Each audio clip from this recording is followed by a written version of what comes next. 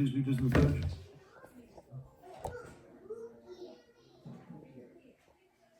Place your hand over your heart and speak with me. I pledge allegiance to the flag of the United States of America, and to the republic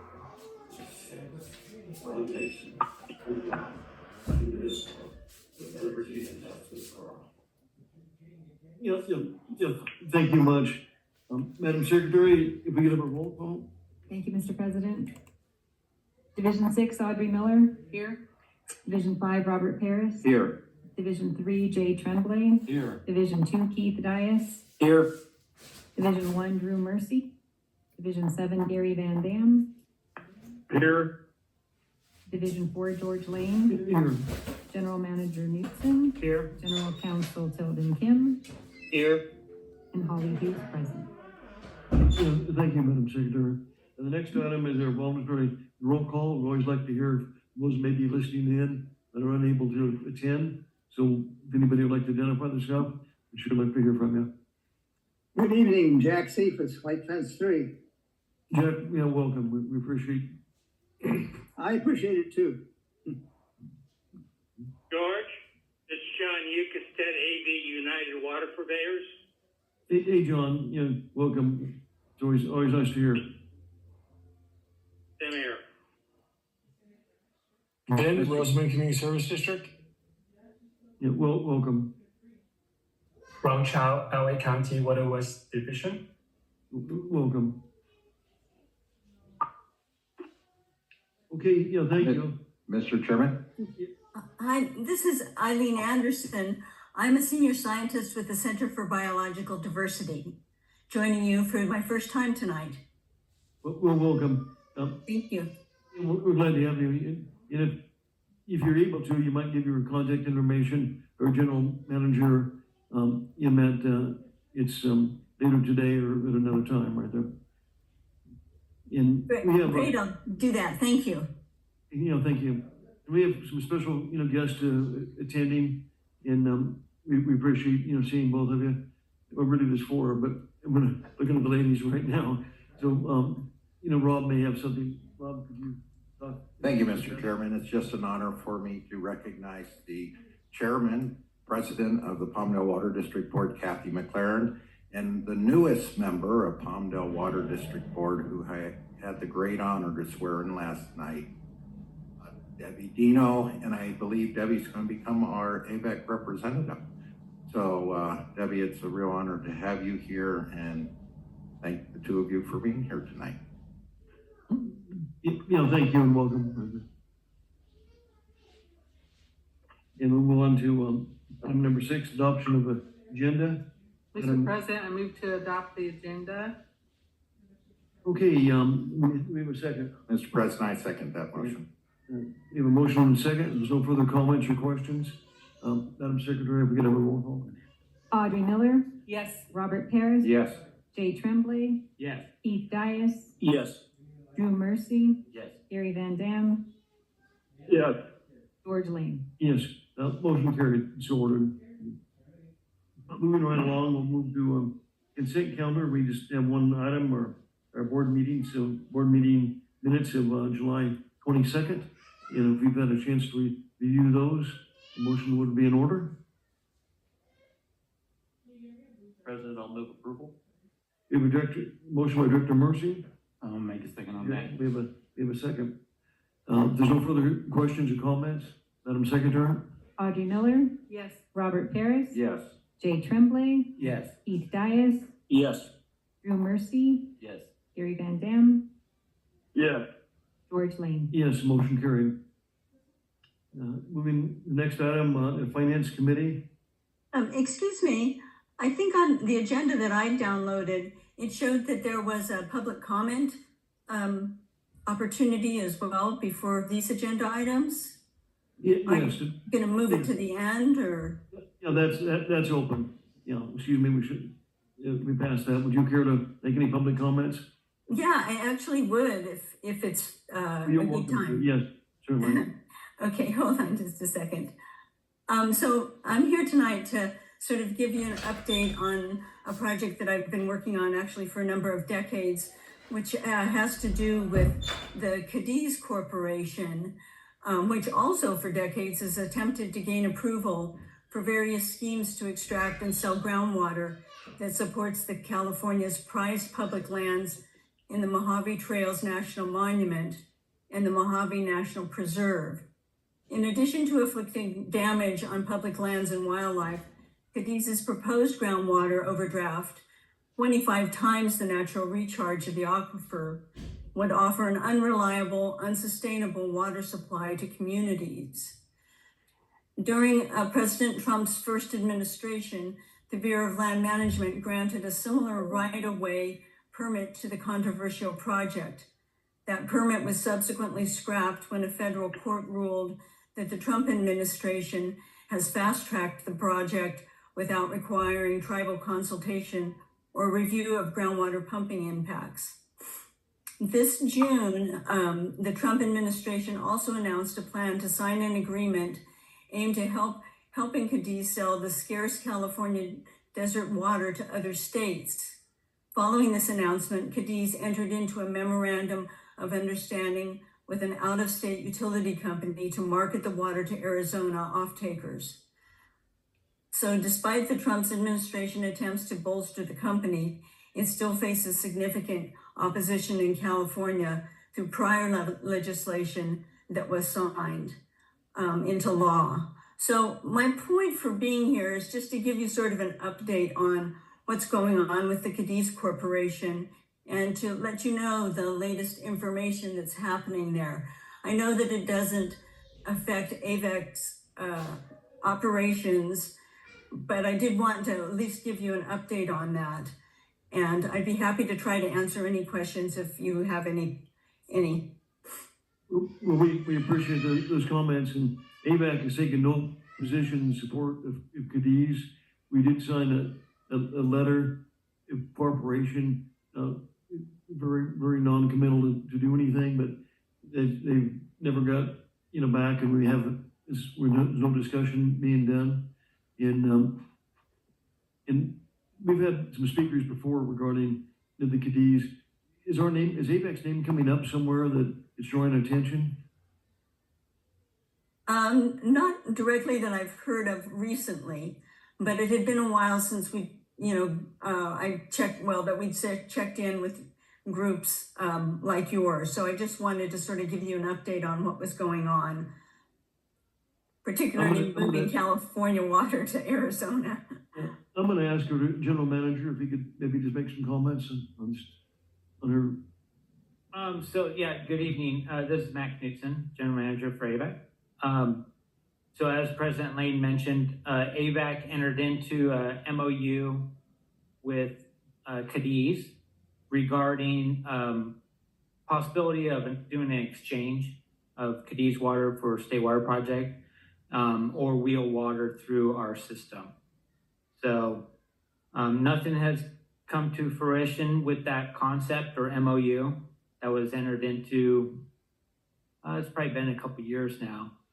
And we occasionally get updates from Cadiz, but thank you, Ms. Anderson, for calling in this evening and giving us an update. And if you have any other detailed questions, you can always reach out to me and we can have a conversation. Okay, great. Thank you very much. But again, it's nothing, AVEK is not supporting it at this point. And the letter we did is very vanilla, just very, very general. I don't think we even committed to buy any water from them, did we? No, it does not commit AVEK to buying water. It just says we'll entertain working with Cadiz to wheel water through our system and possibly enter into an exchange. And you made some very good points and appreciate it, and we'd appreciate just keep the board informed, brother. Great. But again, it'd be nice to have your contact information if something comes up. You can talk to our general manager or Secretary Holly Hughes. Great. Thank you again for your comments. Sure. Mr. Dixon, I'll be reaching out to you. Look forward to the conversation. Thank you. Thank you. Thank you.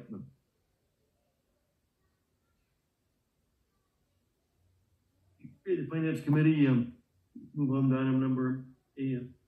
You see the Finance Committee and Director Dias is chairman of that committee. We'll turn it over to Dr. Dias. Yes, thank you, Mr. President. The Finance Committee met last Thursday, and the only board action to come out of the meeting was the check register list for the period of August 14th through August 27th, 2025, which the committee recommends for full board approval, and I believe General Manager will provide some of the highlights of the checklist. All right, thank you, Director Dias. So beginning on page 11 of your board packet is the check register that Director Dias mentioned that we went through in detail with the Finance Committee last Thursday. You can see that the total check run for this period, a little over $2.4 million, all the checks. But you'll see item number 1 makes up about $2 million of that 2.4 million. And that's a payment to DWR for our July variable charges. And this was to move a little over 10,000 acre feet during the month of July through the State Water Project to AVEK. The current variable rate is currently down from what it has been in recent years. It's just over $200 per acre foot, which is good because as you know, we're banking quite a bit of excess supplies this year at both the Westside Water Bank and the High Desert Water Bank. So we're taking advantage of that lower variable rate and banking quite a bit of water. Nothing else to really point out. We do have a few pretty large chemical payments, chemical supplies. That's on page 12 of your packet. And those are necessary for the various treatment processes at our facilities. And everything else is pretty much in order. As I mentioned, we went through it in detail last week, but be happy to answer any questions the board may have. Okay, are there any questions on the bills panel? Well, it says that the medical is 108,000. Is that per year? Is that? No, so you're looking at item 20 Yes. on the second page? Yeah, that's our monthly payment to Aqua JPIA for all employees and directors' medical insurance. And it's about $108,000 per month. Oh. Does that include dental? Yeah, it includes medical, dental, vision. Oh, okay. Yeah. And how many employees is that about? Oh, that covers just over 50 individuals between employees and directors. It still seems like a lot. Yeah, it does. Glad I'm covered. Yeah. Thank you. You're welcome. Okay, if there's no further questions or comments, motion would be in order. Mr. President, this is Keith. I'll make a motion. We approve Board Order 8A1. We have a motion by Director Dias. Mr. President, it's Rob. I'll second that We motion. have a second by Director, well, thank you. Madam Secretary, we're gonna have a roll call. Audrey Miller, Yes. Robert Harris, Yes. Jay Tremblay, Yes. Keith Dias, Yes. Drew Marcy, Yes. Gary Van Dam, Yes. George Lane. Yes, motion carried, thank you. Moving on to the next item, Customer Relations, Public Information. Director Van Dam is chairman of that committee. We'll turn it over to Director Van Dam. 8B1. Yeah, can you hear me, George? Yes, we can. Okay. Yeah, we had our meeting and wanted to bring it before the board, discuss the donation for the Rural Museum. I believe Bill Rawlings or Giovanni Simi are there tonight to do a presentation to the full board. Yes, they are. So, whoever would like to start, Bill, we appreciate it. Yeah. So my name is Bill Rawlings. I'm the finance officer for the Rural Museum. This is our chairman, Giovanni Simi. And first off, we want to thank you for taking time to see us this evening. We know your schedule is full and your time is precious. So go ahead to the next slide. And we want you to know how grateful the members of the Antelope Valley Rural Museum are for your $25,000 platinum level donation in 2024. If you look at the top left picture, right dead center, you'll see the wood plaque. It says AVEK on it. It's at our platinum level. And it's, the donor wall is really a very important part of our museum because that's how we built it. Donations and volunteers. And so I want to show you, that's just a small portion of the entire donor wall. But just want to thank you for last year's donation.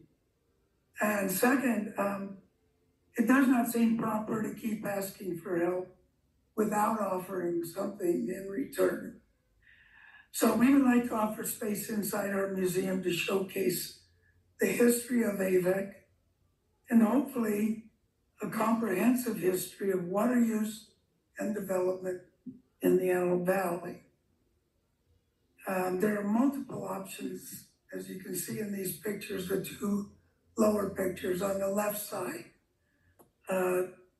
We have a 3-foot by 8-foot tall enclosed lockable cabinet. That display cabinet is for artifacts and things you don't want the public actually touching. You can put pictures in it and plaques and other things. The picture on the right shows one of the 11-foot wide by 5-foot high walls. They're slat wall. You can hang pictures on them very nicely. What I forgot to mention in the meeting last week was we can also do video and slideshows on monitors of various sizes. We have power to these walls. So you could have the cabinet, you could have the wall, you could have both, or we can double up if you have enough information, and we can do both sides of that wall and both ends of the two end caps. We would really like your participation. We are aware how important water is to the Antelope Valley and has been for years. We really, really would like your participation. Okay, go to the next slide. I'm sure all of you are aware that we finished construction of our 12,000 square foot building in August of 2022. In spite of COVID, we were able to complete it. So on the left, you have a bird's eye view of our front porch and our outside display of farm implements. I believe 99% of them have to do with alfalfa and agriculture in the Antelope Valley. With the new Mark building being built right next to us, we may lose some or all of that space. It will shift over to one side or the other. But it is easy to think that now that our new building has been built, we can relax and slow down the fundraising process. But the reality is that we need more indoor space for our ever-growing collection of restored tractors, trucks, and new displays. The picture on the right shows how little space remains for growth. So we're working on construction plans for funding of phase 2. You can go to the third slide, if you would please, which will add over 8,000 square feet of indoor space. So this year we're doing our fundraising for a barn raise in 2025. Phase 2 will add, as I said, a little over 8,000 square feet. On the left upper portion, you can see the existing Rural Museum, and just below that is the proposed phase 2 portion of the museum that has the diagonal end on it. And then at the bottom of the picture, you can see the humongous 140,000 square foot Paris Center, Multi-Agency Regional Resilience Center, or MAARC. I just want to say that the Antelope Valley Rural Museum has been 100% developed and maintained by volunteers and public donations. It is our gift to this vast community of Antelope Valley. We're now asking this community and AVEK as part of that community to help us expand with cash donations. If you were to match last year's donation, you would move up to the diamond level. But regardless, we really would like your participation, and we do want to offer you space within the museum. And last, we just show our hours of operation right now are just the first and third Saturdays of each month. In conclusion, I hope I see you all at the fair in a couple of weeks. And it's a little hard to get to the museum. There's not much going on at that end of the fairgrounds, but there is a path, and we will try to mark it well. Thank you very much. Yeah, thank you much, Bill. Mr. Chairman, Yes, I'd like to move approval of the $25,000 donation for the museum and thank Bill and his committee for just an outstanding job that you've done. And I know you and your committee have donated many hours of work to put the first museum up and the fundraising, and it's just outstanding. So I just want to thank you for that. do we have a second? I'll second. Second by Director Van Dam. Okay, we have a motion and a second. If there's no further questions or comments, Madam Secretary? Okay, that's Wait just a oh, second. go ahead. Dr. Miller? I just want to thank you both so much because I miss the old fairgrounds, and by having the Rural Museum at the new fairgrounds, it ties it together, at least for me, and the equipment and all the displays. And I'm so happy that you can expand more building. Sorry, you. Anyway, so thank you so much for maintaining that and continuing it, and hopefully it'll be there for years and years to come. Okay, yeah, thank you. Is there any further comments? Madam Secretary? Okay, that second was from Gary. Yes. Audrey Miller? Yes. Oh, there's a, Public comment. Oh, yes, we have a public comment. You see that it's kind of hard to see that light from the windows. As the board director for the Antelope Valley Fairgrounds, I would just like to say, my first job being on the board was the liaison to the Rural Museum. What a great group of people, dedicated. They work endless hours. To me, it's the highlight of the fair, completely. It is our history, and I was not born and raised here. I have been out here 32 years. I have never seen anything like it at any other fair. We need to keep it going. We need to keep our young people knowing about how this valley started and how it has continued and how we are still agriculture out here. I would highly recommend that you approve it. Thank you. Yeah, thank you for your comments. Madam Secretary? Audrey Miller? Yes. Robert Paris? Yes. Jay Tremblay? Keith Dias? Yes. Drew Murphy? Yes. Gary Van Dam? Yes. George Lane? Yes, the motion carried. I'd like to just make a comment. The work that you've done, all the volunteer work, if this wasn't done by this group of people, and some of them unfortunately have passed on, but the work you've done, that would be lost forever. If you had to start now, you just probably would never be able to accomplish what you've done. So just a gratitude from the Antelope Valley, and this will be here long after all of us are gone, and there's a little history preserved what the valley was like. So yeah, thank you much, and keep up the good work, and AVEK's here to support you. Thank you. Okay, moving on. Water Project Committee, and Director, now Director Miller is chairman of that committee, 8D2, and we'll turn it over to. I think we skipped something. Did I skip something? Well, we just, we went the with, presentation and the. Oh, action item separate, so. Oh, okay. Okay, so eight, So we did eight pass C that. one, water project, yeah. Yes, okay. Water Projects Committee met on 9/2. And I'll turn that over to Justin. Are you gonna talk first or Matt? Justin's gonna cover this. I know Joe Roberts presented at the committee, but he's on vacation this week, so Justin's gonna cover this item. Thank you. Thank you, Director Miller. Good evening, President Lane, members of the board. Yeah, Joe Roberts is on a very, very well-deserved vacation, so I'm gonna take up the side of him.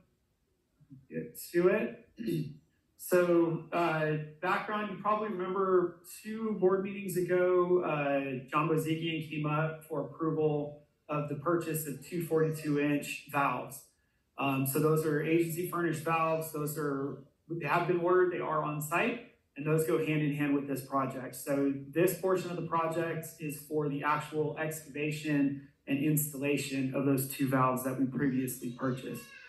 So the aerial photo here is of our Quartzo water treatment plant. If I can get my mouse, no, not cooperating.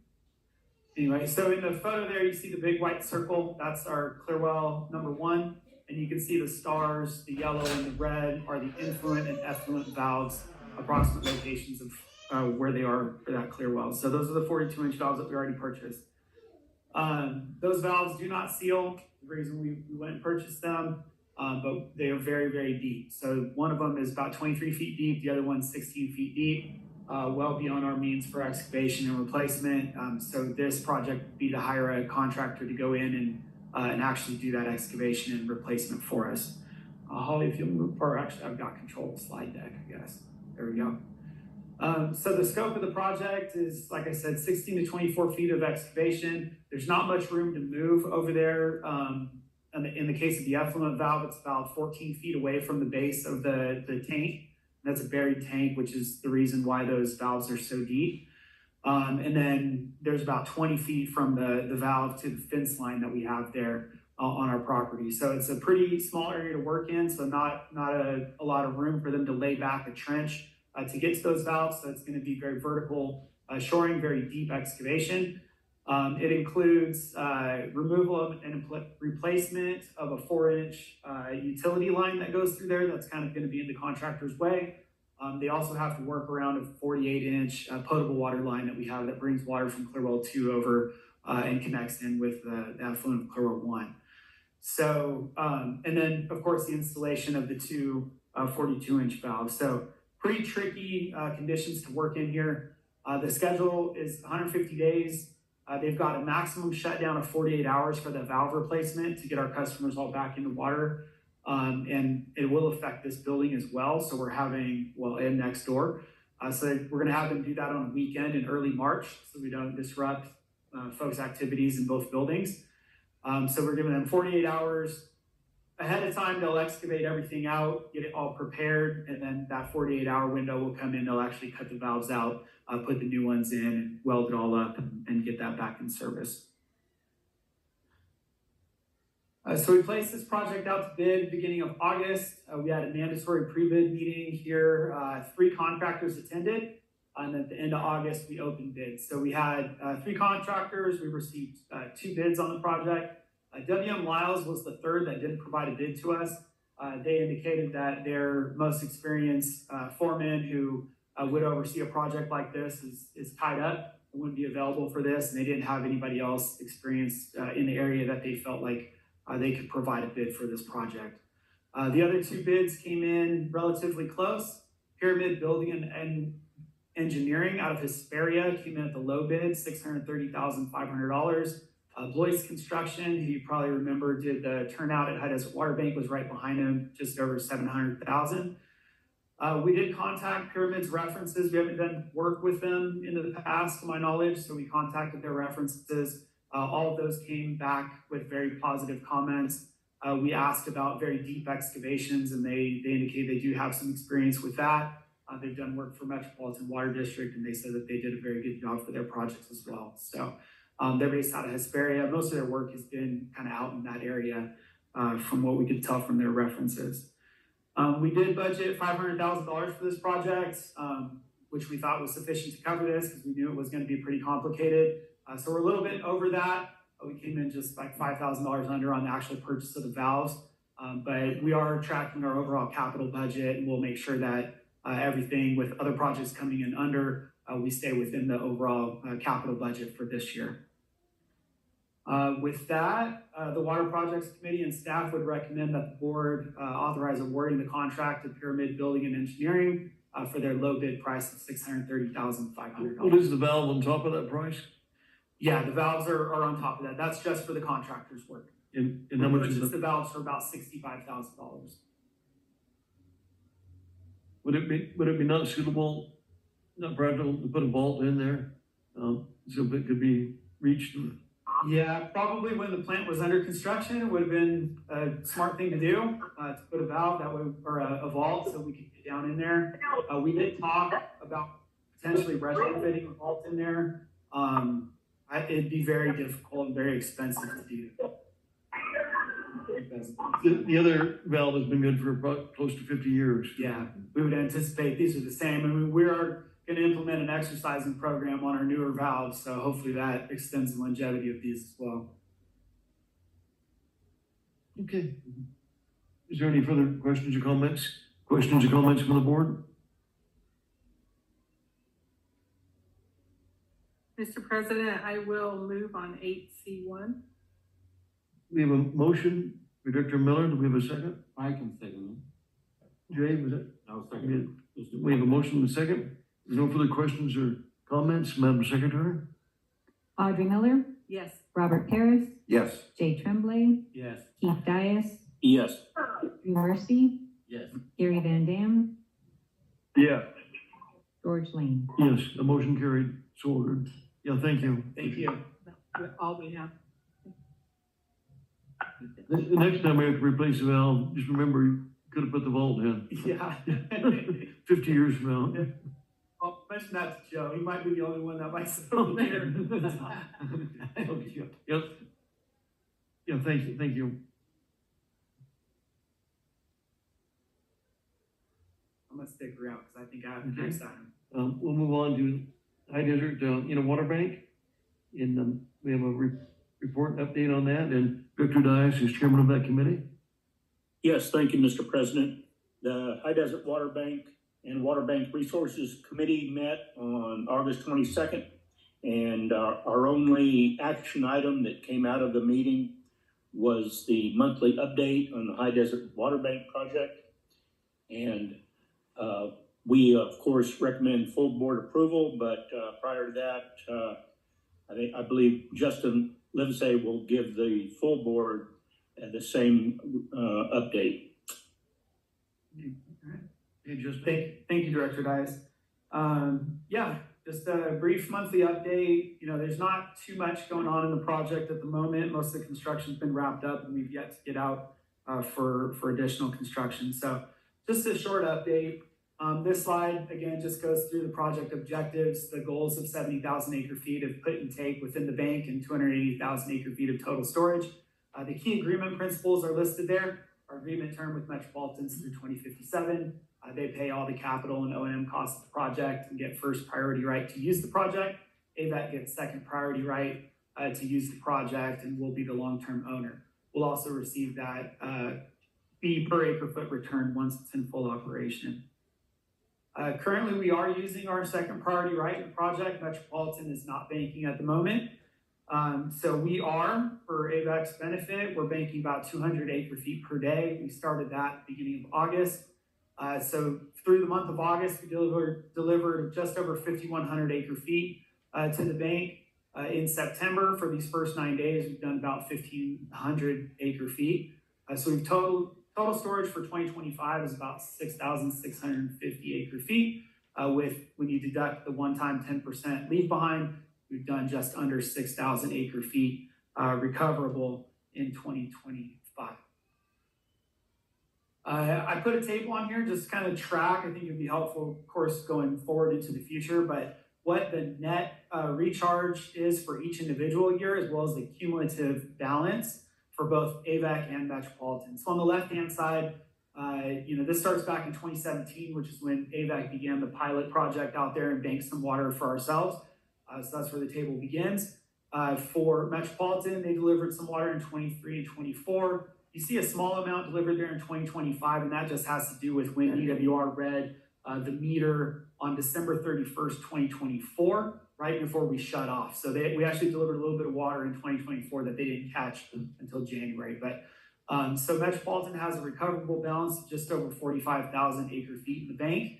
AVEK, you can see what we've done over the years, including the deliveries through today. We've got about 12,370 acre feet stored. So of the 280,000 total storage capacity, it's about 20% full between AVEK and Metropolitan's use out there. And AVEK, we're planning to continue to bank through the end of this month. So we should have a good amount in there stored by the end of that time frame.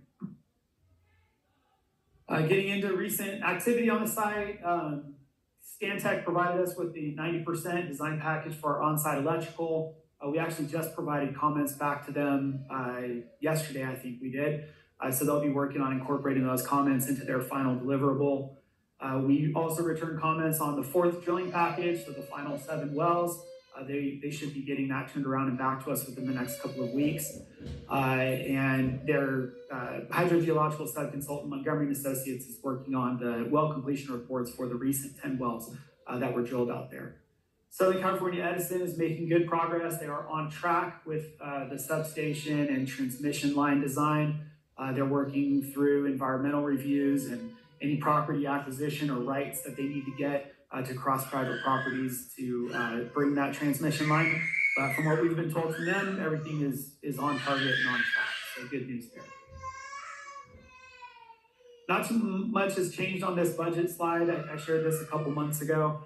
Just a snapshot of our overall $211 million budget. So we've got the various categories in the rows and what that $211 million, how that breaks down. Really, the far right-hand side shows kind of where we're over under budget. In most, pretty much all cases, we're under budget at the moment. CEQA is the only line item that's over budget, and that's because we did not account for some environmental work that was needed for Metropolitan's grant. We had to do the extra environmental work to get that approval going. So just slightly over budget there, but overall, about $12 million under budget at the moment. That does include about $8 million of contingencies that were built in at the beginning of the project. But everything's looking pretty good from that standpoint.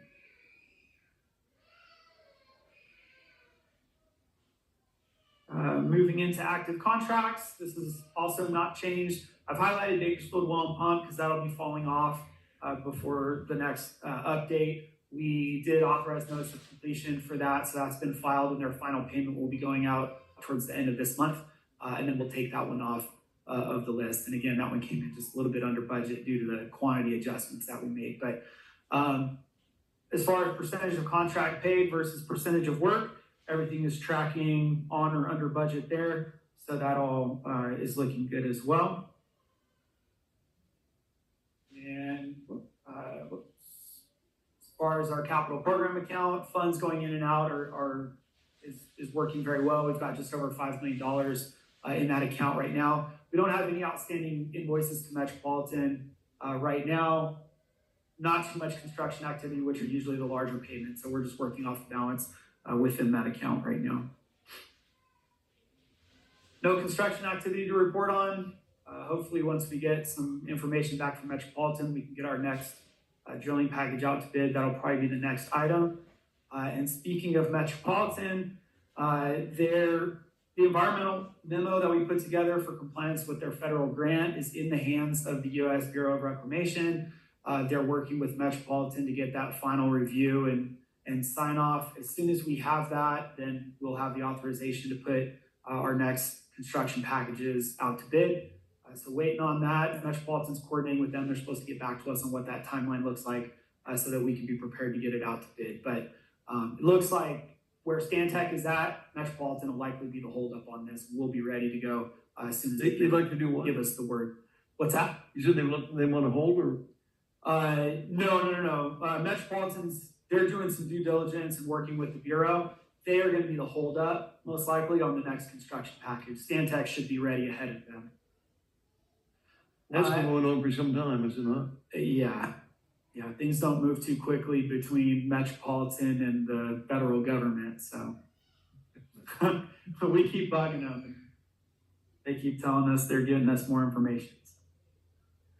As far as the treatment decision, no news. We speak with them every week, and yesterday they said that LADWP are still having internal conversations about the potential intertie between the High Desert Water Bank and the LADWP aqueduct. So no new news on that. They do plan on a feasibility study that will be coming once LADWP says we're good with the concept. Metropolitan is going to take the lead and produce that feasibility study, but they anticipate that that's probably about 9 months to complete that work. So again, we'll kind of have to wait and see what comes out of that. I think they'll need to wait for that before they make any decisions on treatment. And this has been going on for a couple of years, is it not? Yes, it has. And that just adds to the cost. Yeah. For Metropolitan. Yeah, definitely.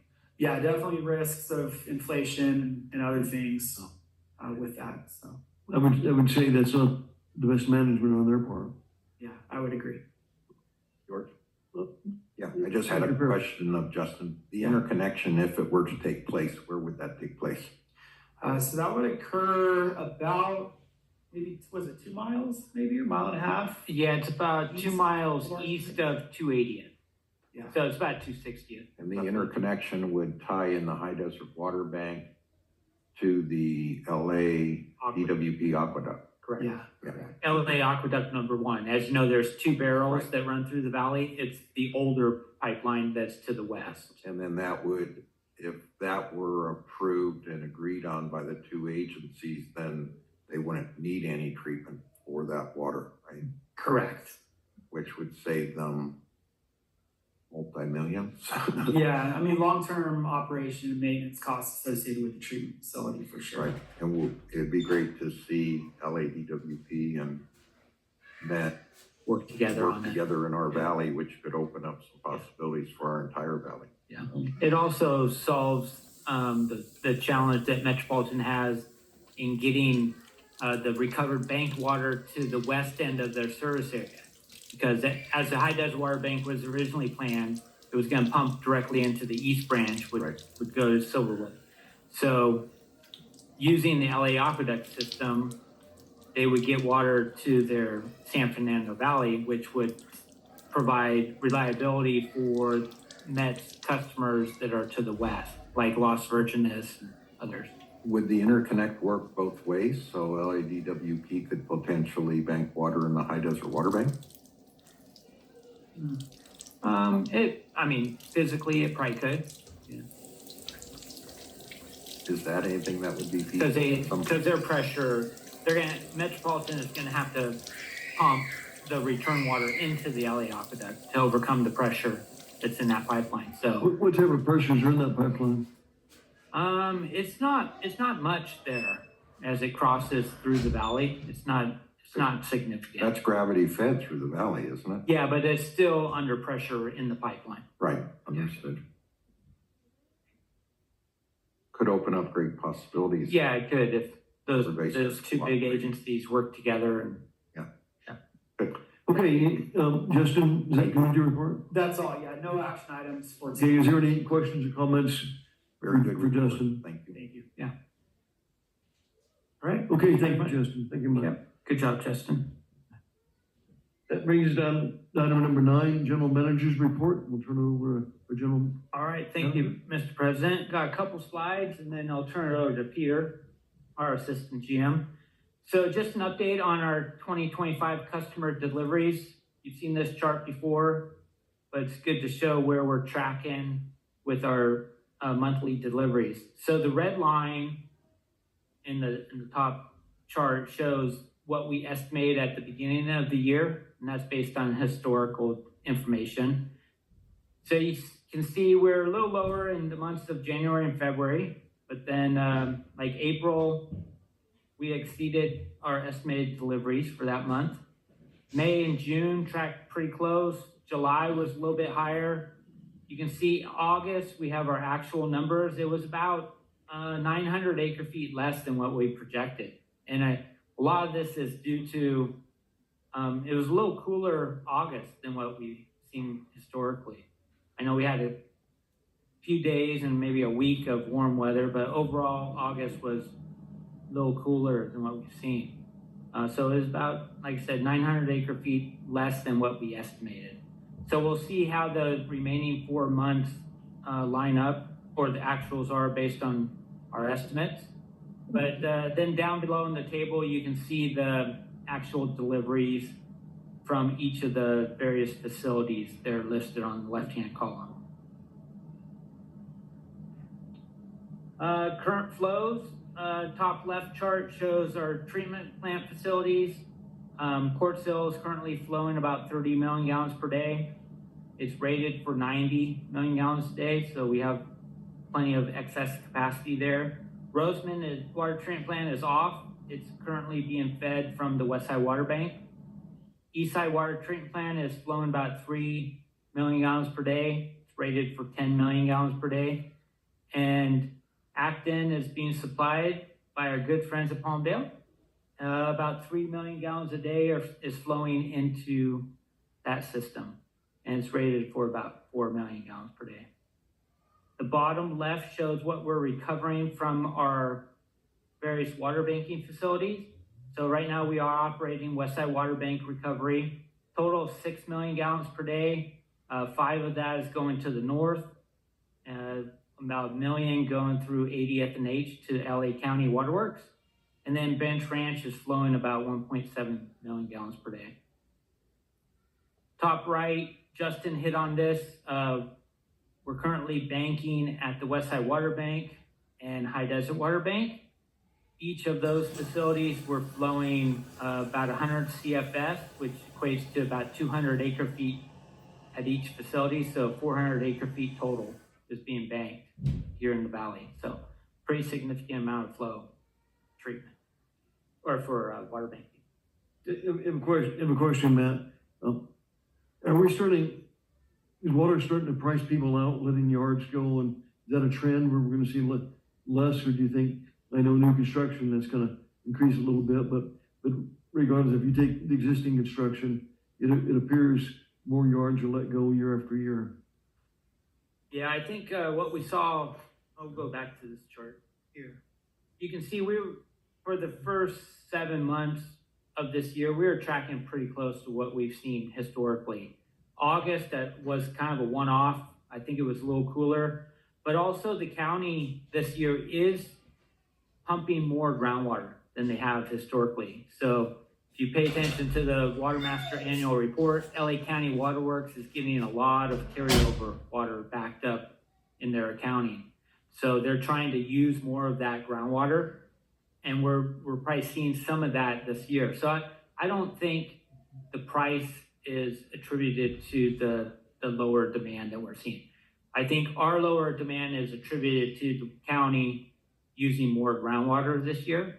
So I would guess that if you looked at the total between AVEK use and county's groundwater pumping, it's probably a higher demand this year than last year. Would it be possible, the retail water agencies, I know they necessarily sell it by acre foot, but make those calculations and find out what it's being sold for by some of the retail water agencies? Yeah, it's a pretty easy calculation. And the main difference with the retail agencies, they put so much of the charge on their monthly meter charges, like the fixed monthly meter. There's very little or less on the variable, but we can figure that out and give you kind of a ballpark. Yeah, it'd be interesting to know. Yeah. Does the county keep track of how much carryover water they're using, or is that a number we could see? Yeah, it would be in the annual report of the Water Master. But not on a monthly basis? Not on a monthly basis, yeah. The only way we would know is they're ordering less water from us? Yeah. I mean, we have our monthly operational calls and meetings between AVEK and the county. We could pose that question. They're pretty good about providing us detailed information about their operation and what they see coming up in the next 6 months, 12 months. So we could request some of that information.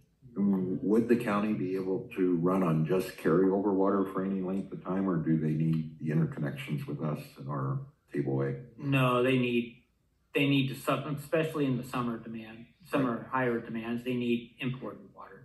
They can't survive solely on groundwater. And back to your other question about carryover, you know, if you remember with the water master, there's a hierarchy of first use of groundwater. You first have to use your production right before you start dipping into carryover water. Now, I think for the county, they're probably using production right first, then federal reserve right, because that's a use it or lose it, and then carryover water. What about how many 1,000-acre feet are we providing to them on a very low cost basis? The lease water? Yeah. That would be a production right. So they'd have to use that first. Yeah. And do they get, when they don't use that, do they get the carryover from that water? Correct, yes. Okay. And then they get carryover from return flows? From imported water return flows. Yeah. So I know we have a county representative on the phone, so he's probably listening to this conversation. We can chat with him about providing some more info. Great. Thank you. Thank you. Okay, Matt, do you have any, anything for that? Well, I don't, but Peter's got some fun slides. So, On vacation. all right, Pete, All right. you get the fun slides. Well, good evening, President Lane and directors. Thank you, Matt, for giving me a fun topic to bring up. So it is that time again for guessing the 2026 state water project allocation. So we didn't want to leave you high and dry without hints. So we got a few slides for you to kind of like whet your palate and get you thinking. So, High and dry and wet your palate. all right. So first we have something really old. So the Old Farmer's Almanac. It was established in 1792. It is the oldest periodical in North America and it's still in publication today. And they're saying mild and dry for all of California. So that's that prediction. The more modern Farmer's Almanac was established in 1818 and is still going today. And their prediction is average temperatures and wet for California. We'll go to the next one. All right. So outside of the almanacs, there are some other good indicators that are important to take into consideration. We do have a weak La Nina condition out in the Pacific Ocean. So that means slightly cooler temperatures. And what that usually means is dry for Southern California and then anybody's guess for Northern California. It could be extremely wet or it could be extremely dry. So it's very variable for Northern California. We do have some good news in that Oroville storage levels are high and they're higher than average. So that bodes well for next year's allocation. The other positive is that DWR's new operational permits give them a lot more flexibility. So we should see that turn into more allocation rather than less. So those are two positive things there. And then next slide, we thought we'd give you just a look at what the previous 15 years of allocations have been. We've gone through kind of a roller coaster there. Hopefully that roller coaster doesn't continue and we start seeing downtrends, but if we look at like the most recent 3 years, we had that enormous 2023 100% allocation, and that 40% in 2024, and then that 50% we've been utilizing this year. So we need to figure out what that next bar is going to be. All right, so time to guess. And the guesses are going to be in 5% increments. It can be anything from 0 to 100%. The winner is whoever gets closest to it without going over the final allocation. And that final allocation is going to be in May, likely in May 2026. good luck, and we'll see if people can wrest the bragging rights from Director Mercy, who won in 2025. So with that, I'll turn it over to Holly, and you can do a roll call and get our guesses for the year. Audrey, 45%. Rob, 55%. Jay,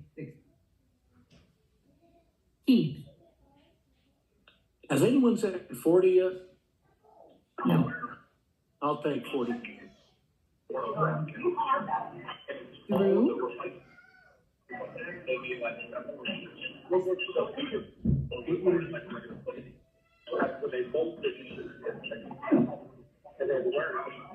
Drew,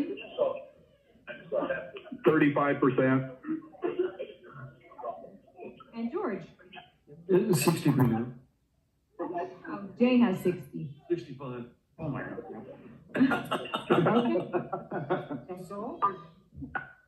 Audrey actually took one. It's kind of fun. You get to see who the pessimists and the optimists are. All right. Well, thank you. That concludes my section. Good presentation, Peter. And we have Drew's car that he missed out on last year because he wasn't present. Okay. All right, thanks, Pete. Item number 10, we have director's reports. Do you have anything you need the director? We got one more slide, President Lane. Okay. So just a few updates on events. We have the Water Master Advisory Committee scheduled for next Wednesday at 10 a.m. Court Hill and on Zoom for Court Hill Water District.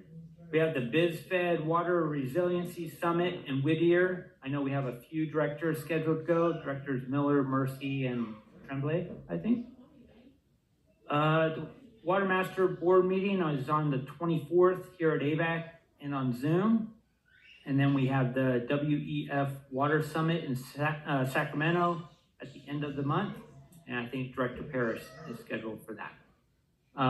It's not on slides here, but was mentioned earlier, the Antelope Valley Fair is scheduled to start on September 24th. And it runs through the 28th. So, and that's all I have, unless you have any questions, comments. Okay, if there's no further questions, director's reports. If not, attorney's report. Oh, I have one. Director Mercer. I attended the CSDA state conference 2 weeks ago, and it was a very good conference. Attended several breakout sessions, including one on LAFCO. One of the things they talked about is that in many areas, the special districts make up an advisory board for LAFCO, which we don't in LA County. And it sounded similar to what we have, with the various stakeholders at the Water Master, but to be more involved in that process, I think something worked. There used to be a director from Palmdale who was on the last board commission. I can't remember his name now, he's the vet. And Palmdale Water District? Yeah. No, was he Little Rock? No, I think it was Little Rock. I don't remember Palmdale. Yeah, but Little Rock. Okay, if there's nothing further, any attorney's reports? Nothing to report, President Lane. Okay, thank you. Request for future agenda items. Okay, there is need to go into closed session, and I will be excused myself in closed session, but do we need a board order to the closed session?